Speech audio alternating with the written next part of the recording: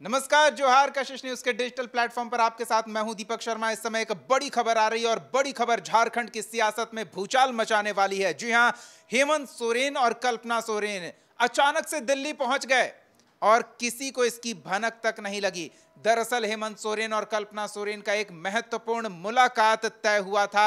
मुलाकात किससे तय हुआ था, कितनी देर की यह मुलाकात रही और इस मुलाकात में क्या बात हुई, सारी जानकारी हम अपने वरिष्ठ सहयोगी आशुतोष से लेंगे। आशुतोष जी, अचानक हेमंत सोरेन, पूजा का त्योहार का माहौल है, पूजा पंडालों का उद्घाटन कर रहे थे, फिर अचानक दिल्ली क्यों पहुंच गए? देखिए, वैष्णो देवी जाना था और ये पहले से चर्चा थी कि वैष्णो देवी जा सकते हैं वो और उनकी जो धर्मपत्नी है गांधी की विधायक कल्पना सोरेन, ये पहले से ऑलमोस्ट तय था। कल वो लोग जा रहे हैं वैष्णो देवी में और 3 बजे जहाँ तक मेरी जानकारी है कि दिल्ली से वो लोग वैष्णो देवी के लिए रवाना होंगे।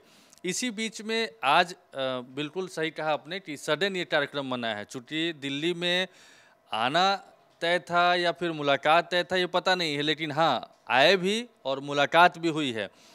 खरगे आवास पर 1 घंटे के आसपास हेमंत सोरेन और कल्पना सोरेन की मुलाकात हुई है और उस दौरान राहुल गांधी भी वहाँ मौजूद थे। जाहिर तौर पर झारखंड में विधानसभा चुनाव होने वाला है और हरियाणा विधानसभा चुनाव और जम्मू कश्मीर विधानसभा चुनाव के नतीजे आए हैं, तो इन्हीं सारे मसलों पर बातचीत हुई होगी। बातचीत का जो हमारे पास जो जानकारी सेंटर सामने आ रही है वो ये है कि किस तरीके से जम्मू कश्मीर में या हरियाणा में जो चूक हुई है उससे सबक और सीख लेकर के आगे बढ़ा जाए और वैसी कोई गलती न दोहराई जाए जिस वजह से हरियाणा की तरह सत्ता आते आते फिसल जाए हाथ से, यानी कुर्सी तक पहुंचते पहुंचते फिर कुर्सी के पीछे रह जाए। तो इस पर एक बातचीत हुई है और दोनों दलों में, या फिर कह सकते हैं हेमंत सोरेन, कल्पना सोरेन और राहुल गांधी के बीच में मुलाकात जो हुई है बेहद मतलब दोनों के बीच में अंडरस्टैंडिंग रही है। और पिछले दिनों जो गुलाम अहमद मीर जो झारखंड के चुनाव प्रभारी हैं और दुरू विधानसभा सीट से जो जीते हैं जम्मू कश्मीर में, उन्होंने जो बयान दिया था उसको लेकर भी बातचीत हुई है कि इन्होंने कहा कि इस तरह से बातचीत हो रही है, उस पर भी सफाई दीजिए कि ऐसी कोई बातचीत नहीं है, हम लोग को मिल करके आगे चलना है।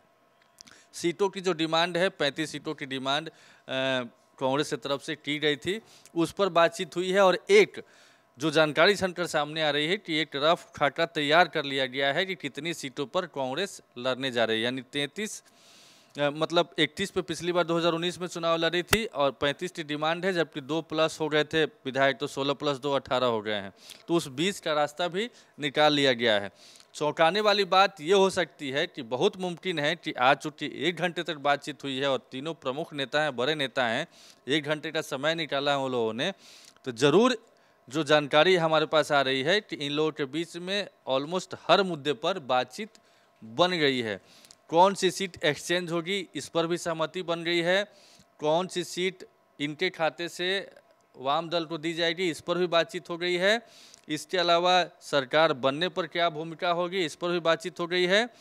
कब तक गठबंधन का ऐलान किया जाएगा इस पर भी बातचीत हो गई है। और हमारे पास जो इन्फॉर्मेशन है तो हो सकता है कि बीजेपी को चौंकाने के लिए ये लोग, जैसे बीजेपी जो पहली लिस्ट जारी करने की बात कर रही है उससे पहले भी लिस्ट जारी हो सकती है आज की बातचीत के बाद। वैसे मुझे इसकी संभावना कम लग रही है, लेकिन सोर्सेज इसी तरह से संकेत दे रहे हैं।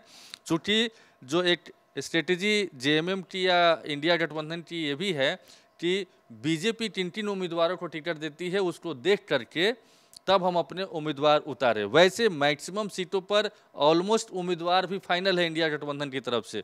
जो सीटिंग है उनमें से बहुत कम लोगों के टिकट कटने वाले हैं, ऐसी सूचना सामने आ रही है। हाँ, कुछ विधायक जरूर हैं जिनका परफॉर्मेंस अच्छा नहीं रहा है, फीडबैक अच्छा नहीं मिला है, उनके टिकट काटे जा सकते हैं और इस पर भी बातचीत हुई है।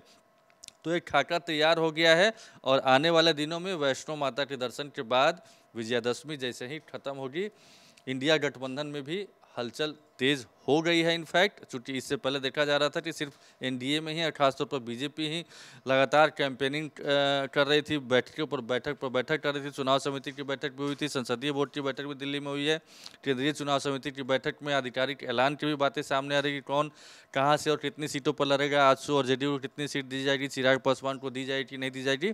तो अब आज की मुलाकात के बाद यहाँ भी एक खाका तैयार हो गया है कि कब आकर के किसका कार्यक्रम कब होगा, कैसे प्रचार प्रसार करना है, कैसे तीनों दलों के बीच में, चारों दलों के बीच में सामंजस्य स्थापित करना है, और चाहे जितनी भी कुर्बानी दी जाए हम लोगों को सत्ता के शीर्ष तक पहुंचना है, यानी मुख्यमंत्री अपना बनाना है। इस पर सहमति बन गई और इसके लिए कांग्रेस हर कंप्रोमाइज़ करने के लिए भी तैयार दिखी है, ऐसा सोर्सेज बता रहे हैं। वैसे भी कांग्रेस की स्थिति आज की तारीख में वैसी नहीं रही है कि अपनी शर्तों पर वो आगे चले, और वहाँ पर पहले से जेएमएम बड़े भाई की भूमिका में है। 30 सीट ऑलरेडी जेएमएम के पास है, 43 सीटों पर पिछली बार चुनाव भी लड़ा था। तो जेएमएम के नेतृत्व में ही और हेमंत सोरेन के नेतृत्व में ही चुनाव लड़ना है, और कोई रोटेशन पॉलिसी वाली बात आगे चलकर नहीं उठनी चाहिए। इस पर भी सहमति बन रही है। एक दूसरे के खिलाफ इस तरह की बयानबाजी ना हो, इस पर सख्त मतलब एक तरीके से ताकीद दी गई है। इनफैक्ट दे भी दी गई होगी बैठक के बाद कांग्रेस के का शीर्ष नेतृत्व और जेएमएम के नेतृत्व की तरफ से। तो ये सारी चीज़ें तैयार हुई है, और इसका जो इम्पैक्ट है मुझे लगता है कि वैष्णो देवी से आने के बाद कल्पना सोरेन और हेमंत सोरेन जब लौटेंगे उसके बाद इसका इम्पैक्ट भी दिखने लगेगा।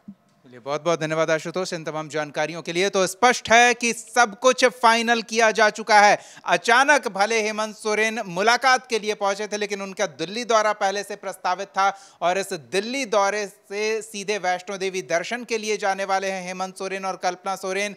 ये दोनों जब वापस लौटेंगे तो क्या लिस्ट अनाउंस करेंगे, क्या साझा चुनाव को लेकर घोषणा पत्र जारी किया जाएगा, कमेंट सेक्शन में अपनी बात जरूर साझा करें कि वैष्णो देवी के दर्शन के बाद जब हेमंत सोरेन आएंगे तो इस मुलाकात में क्या कुछ हुआ, क्या उसका प्रभाव दिखेगा। हालांकि हमारे सहयोगी आशुतोष बता रहे हैं कि सब कुछ फाइनल हो चुका है, हर डील डन हो चुकी है। कमेंट सेक्शन में आपकी राय हम जानना चाहेंगे। बहुत बहुत धन्यवाद जुड़ने के लिए। नमस्कार, जोहार।